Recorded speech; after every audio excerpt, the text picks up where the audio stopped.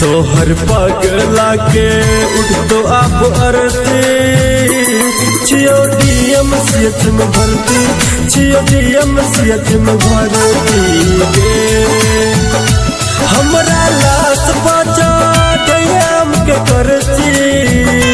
हमरा लाश बचा ढैयाम के करती छियो डीएम सीएच में भर्ती छियो डीएम सीएच में भर्ती गे सुना के देखना एक बेर अन्नू रिकॉर्डिंग स्टूडियो।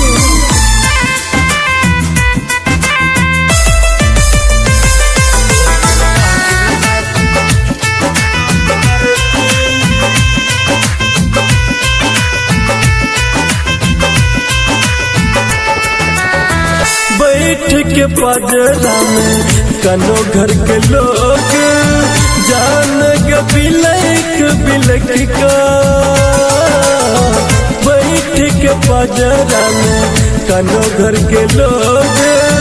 जान के बिलक का सब हॉस्पिटल से इलाज कर लियो पड़ल छियो अब थैक का लागई है छै भगवान के मर्जी लागई है छै भगवान के मर्जी छियो डीएम सीएच में भर्ती छियो डीएम सीएच में भर्ती गे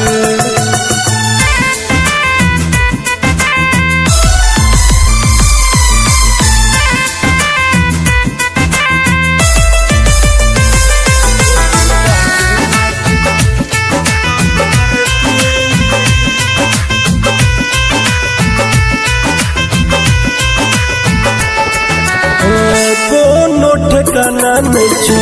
कखनी अब तो लगयम राजे हमर मौत